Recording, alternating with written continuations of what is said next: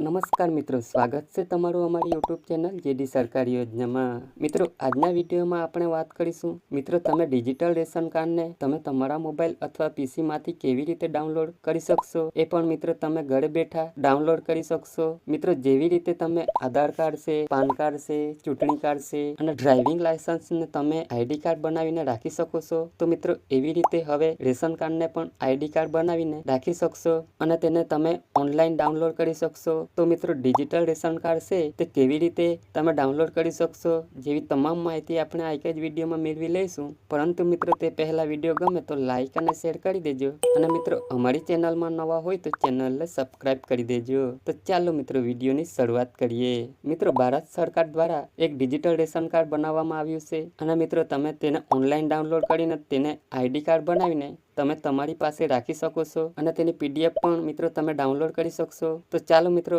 આગળ વાત કરીએ કે કેવી રીતે તમે ડિજિટલ રેશન કાર્ડ છે તે ડાઉનલોડ કરી શકશો। તો મિત્રો સૌથી પહેલા તમારે તમારા મોબાઈલમાંથી ગૂગલ પ્લે સ્ટોર ઓપન કરવાનું રહેશે અને મિત્રો ત્યાં તમારે સર્ચ કરવાનું છે રેશન કાર્ડ 2.0। મિત્રો સર્ચ બોક્સમાં રેશન કાર્ડ 2.0 લખી તેને સર્ચ કરવાનું રહેશે। જેવું જ મિત્રો તમે સર્ચ કરશો એટલે અહીં તમને આ મુજબની એપ્લિકેશન જોવા મળશે। મિત્રો તેને તમારે ઇન્સ્ટોલ કરવાની છે। મિત્રો એપ્લિકેશન ઇન્સ્ટોલ થયા બાદ અહીંથી તમારે તેને ઓપન કરવાની છે। મિત્રો જેવું જ તમે ઓપન ઉપર ક્લિક કરશો એટલે સૌથી પહેલા તમને અલાવનું ઓપ્શન આવશે। મિત્રો તેને તમારે અલાવ કરવાનું છે।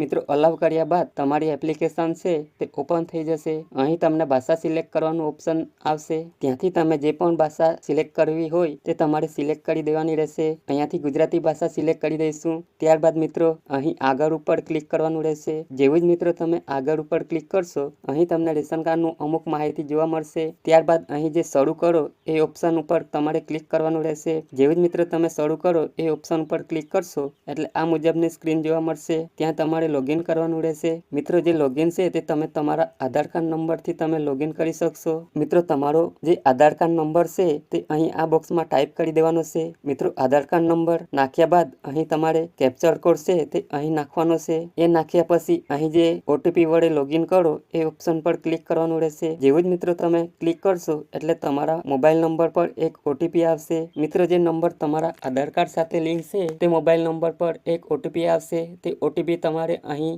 દાખલ કરવાનો છે। મિત્રો ઓટીપી દાખલ કર્યા બાદ નીચે તમને ચકાસો એ ઓપ્શન જોવા મળશે। એ ઓપ્શન પર તમારે ક્લિક કરવાનું છે। જેવું જ મિત્રો તમે એ ઓપ્શન પર ક્લિક કરશો એટલે મિત્રો તમારો ઓટીપી છે તે મિત્રો તમે જોઈ શકશો ઓટીપી સક્સેસ વેરીફાઈ થઈ ગયો છે અને તમારે અહીં ઓકે બટન પર ક્લિક કરવાનું રહેશે। ક્લિક કરશો એટલે તમને અહીં પૂછવામાં આવશે કે ક્રિએટ એમપિન, એટલે કે મિત્રો તમારે અહીં એમપિન ક્રિએટ કરવાનો છે। મિત્રો ક્રિએટ એમપિન કરશો તો જ્યારે પણ તમે અહીં લોગિન કરશો તો વારંવાર તમારે ઓટીપીને દાખલ કરવાનો રહેશે નહીં। મિત્રો એકવાર તમે એમપિન દાખલ કરશો એટલે મિત્રો તમે એમપિનની મદદથી તમે લોગિન કરી શકશો। મિત્રો તમે અહીં એમપિન બનાવવું હોય તો બનાવી શકો છો અથવા અહીં સ્કીપનું ઓપ્શન છે એના પર તમારે ક્લિક કરી દેવાનું છે। અહીં મિત્રો તમારે અલાવ પર ક્લિક કરી દેવાનું છે। મિત્રો હવે તમે અહીં જોઈ શકો છો તમારું રેશન કાર્ડ છે તે જોવા મળશે અને મિત્રો અહીંથી તમે ડિજિટલ રેશન કાર્ડને તમે ડાઉનલોડ કરી શકશો। મિત્રો તમારી રેશન કાર્ડની બધી જ વિગતો જોવા મળી જશે। મિત્રો અહીંથી તમારે રેશન કાર્ડને ડાઉનલોડ કરવાનું છે।